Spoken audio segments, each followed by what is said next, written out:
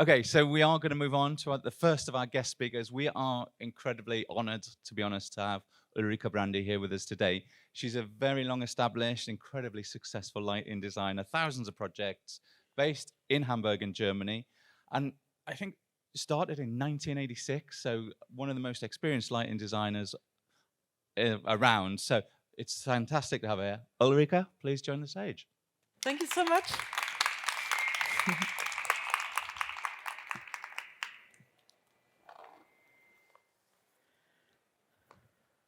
Great.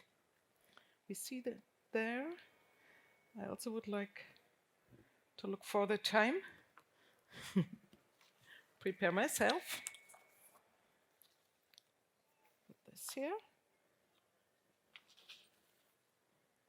And I'm happy.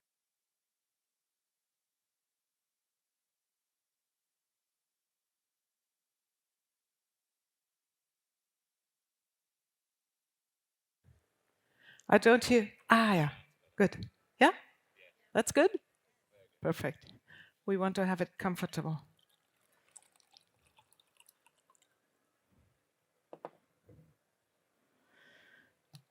I'm delighted to be celebrating International Women's Day together with you and 5th anniversary of Women in Lighting.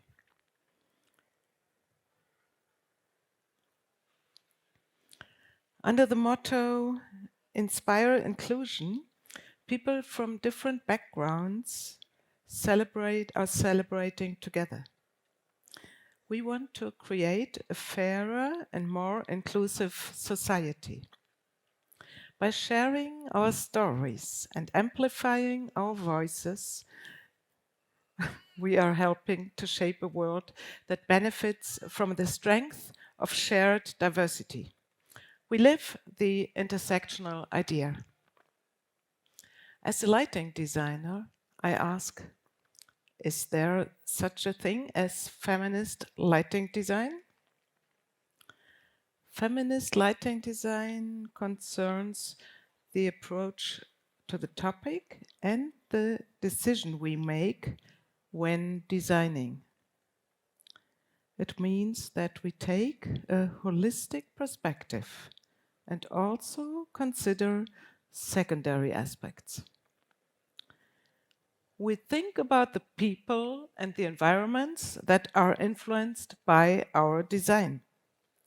For me, feminist lighting design means that we have many aspects in mind and are aware that our work as lighting designers is connected to everything. We influence the environment, people's health and well-being, and promote a more equitable use of spaces.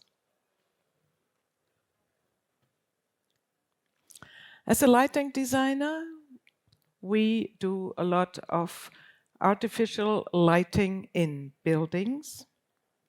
This is an example for it, the Elbphilharmonie in Hamburg. We do a lot of daylight design and consultation, which is really one of my hard aspects of lighting design. We do lighting master plans for entire cities, public areas, important.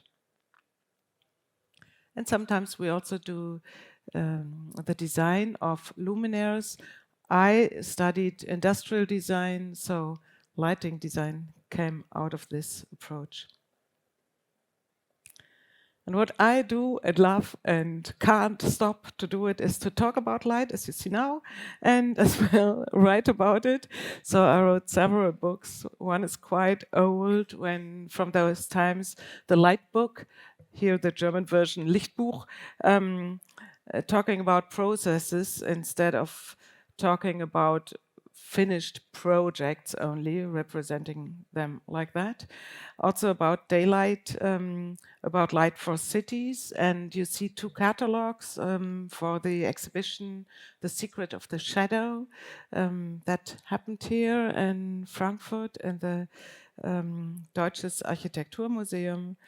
and the Daylight Night exhibition about natural light in Istanbul happening in Istanbul itself. Always having the nice exchange with colleagues and others. And the newest book is this one, where I try to tell what I believe in and what I learned during all these last 38 years of professional work. I would like to structure my talk to you a little bit in the beginnings, the challenges, the moving on, and our common goals. So I would like to report a little bit what I have done, what I experienced in these 38 years as a lighting designer. 38 years ago, there were 3 lighting designers in the generation before me in the German-speaking countries, 3 men. I founded the first lighting design office run solely by a woman in this environment.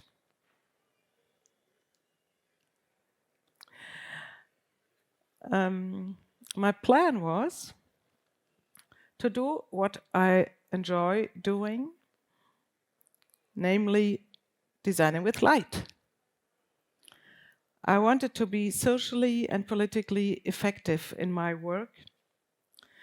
I wanted to get to know the world, travel a lot in my job, and work internationally. I've never worked in a lighting design office other than my own. I have taught myself and I devised lighting design processes, commercial and strategic aspects. Now I'm proud of over 1,300 different projects that I've planned with my office. How did it start? I went door to door to meet major architects. My portfolio contained my diploma thesis from industrial design, a heliostat, a daylight system, and 2 small lighting projects from my student days. In those early years, I visited Richard Rogers, David Chipperfield, Nicholas Grimshaw, Ian Ritchie, Norman Foster, James Sterling, and Zaha Hadid, to name just some of the Londoners. In this row, you find only one woman, Zaha Hadid. We had direct, exciting conversations about architecture, architectural understanding, and attitude. Today, there hardly seems to be time for such freshly emerging moments of dialogue. And I always steered the conversation towards daylight. Quite suddenly, I had big projects. The medical technology company B. Braun in Melsung, designed by James Sterling. The Grande Galerie à Paris in Paris, the Natural History Museum, designed by Chimitov and Udubro. Still one of my favorite projects.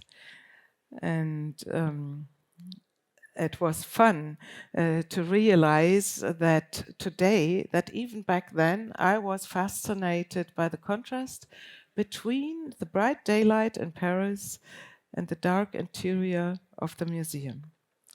Perception, so, is one of the many holistic aspects of lighting design. Another aspect of this project, it is one of the first architectural projects with dynamic electric light. That was 1992. So we used a theater lighting control system as there was no architectural lighting control on the market in that times. It was challenging. I remember a project where the gentleman from public lighting department constantly denied my expertise. Design was referred to decorative as opposed to functional. In a male-dominated industry, I have often heard the language of superiority. However, this only works if some people speak arrogantly and others give recognition to the arrogant. My first project in Asia was the Inam Museum in Japan, together with the architect Peter Salter from London. Peter Salter also invited me to give a lecture, a workshop, a lighting workshop at the Architectural Association in London. And it took place in a really dark basement room where the students experimented for 4 days using only candlelight. It was amazing. The quiet observation of light phenomena is also a recurring theme in my professional life. It's joy, happiness, meditation, you could say.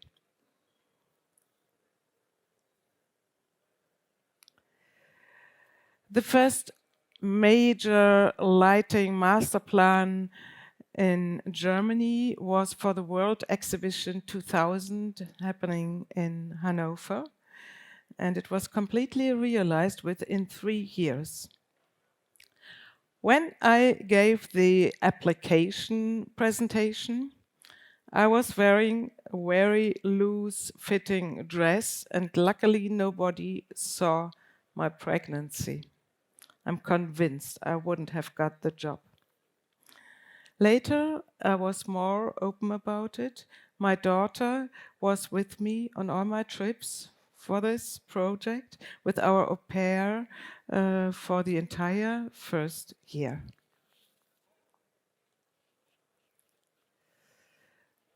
When I was pregnant with my son 4 years earlier, and an architect noticed, he said that I wouldn't be able to do the lighting design if I have to wash nappies all the time.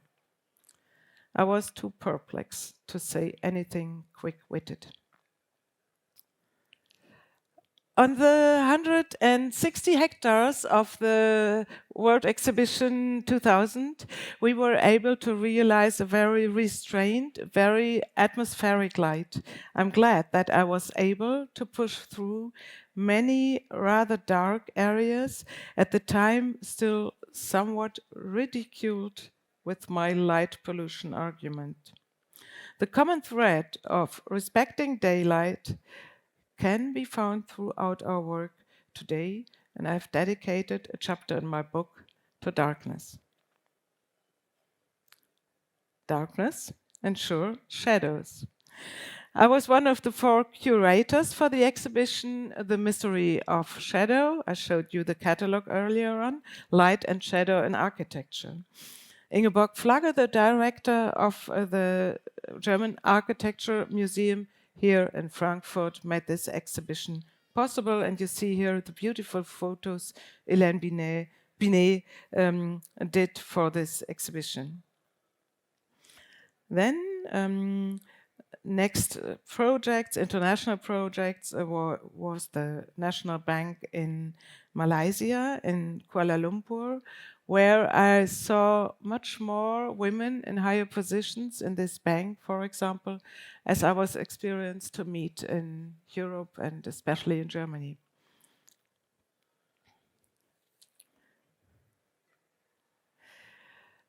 We did the Terminal 2 of the airport Pudong in Shanghai. We had more and more projects in Shanghai and Beijing, and I set up an office in Beijing. I learned through these projects how architects' offices in China look from the inside, and I learned to come with my plane, landing at Terminal 1 of Pudong Airport, seeing the construction site and thinking, how can the builders be faster than the designers? They were always the first. Plans came later. So I'm now in this chapter moving on, continuing, learning. Together with my team, I have now been designing daylight and artificial lighting in buildings such as museums, railway stations, airports, offices, hospitals, educational institutions, and concert halls since 38 years. We design the light for outdoor spaces, especially public spaces, entire cities and neighborhoods. I particularly love these as they belong to all of us and we all benefit from light in our public spaces. There are more of my important Ariadne threads I would like to share with you. Nature. Nature is our teacher. Nature, natural light is always our teacher, and I write about how this works in my book, a kind of light planner's insight.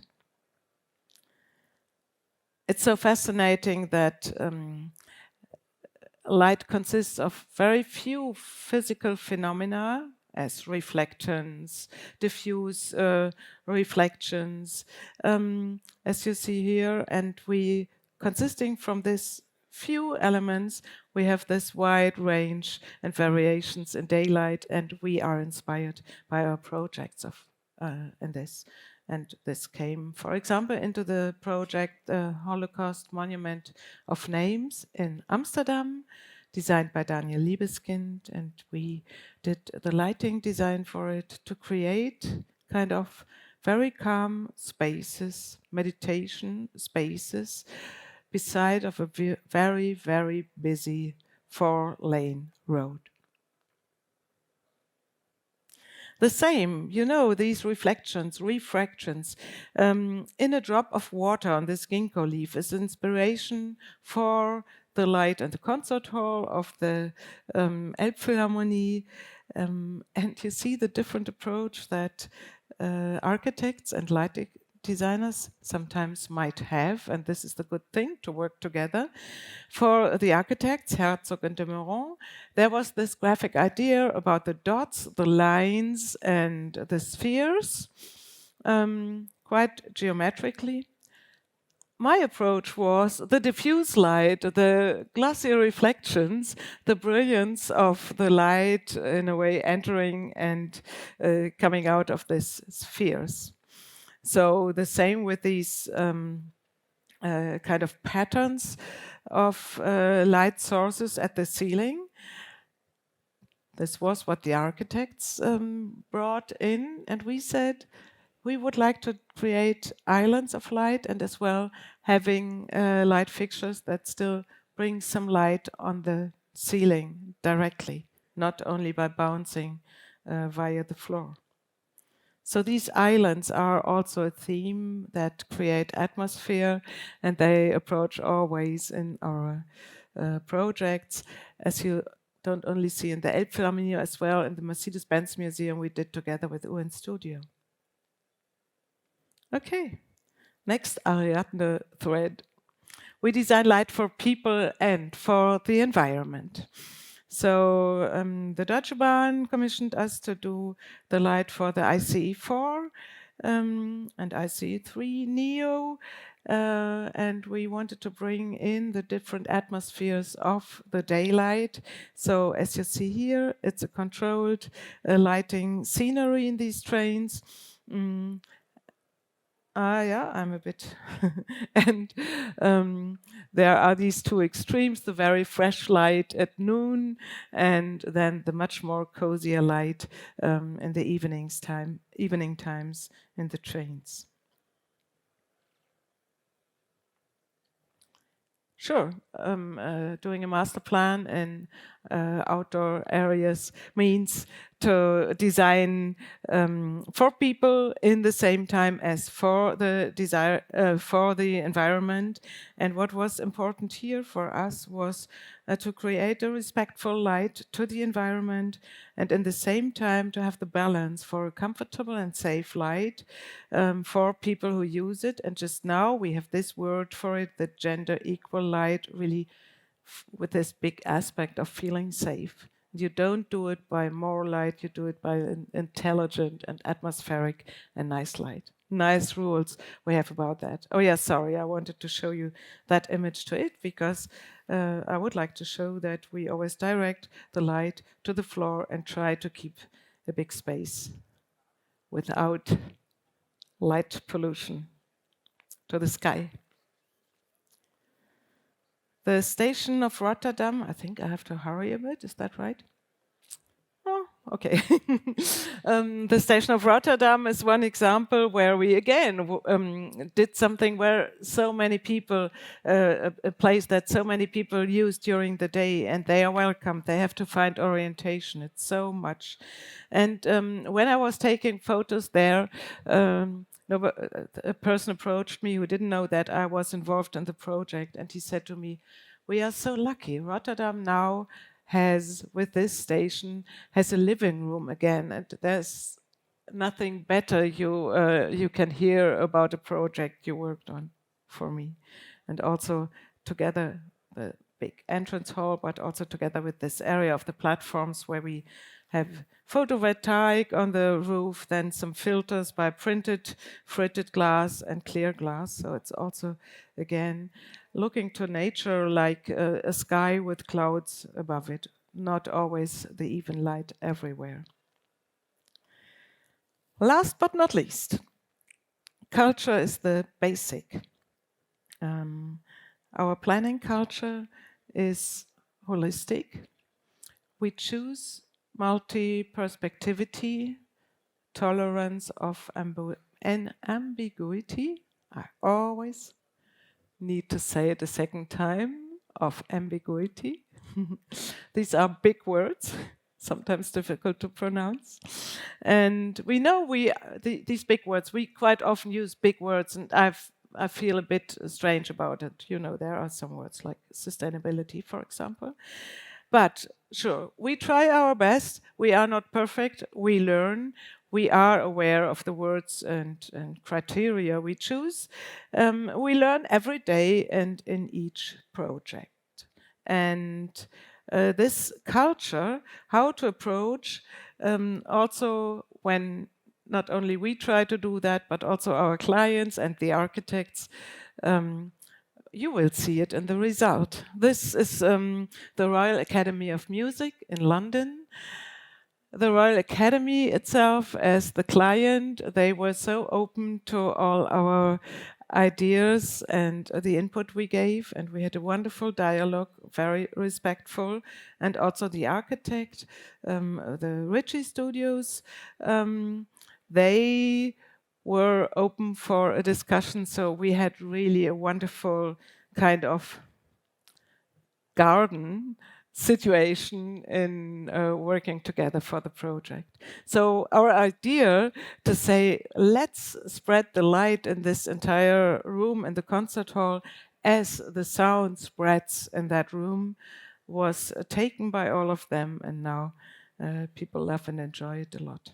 As well as the people on the construction site, because the light was finished earlier than lots of plywood work on the scene or on the stage. The last project I would like to show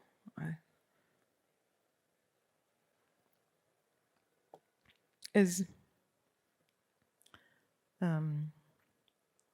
again inspired by nature.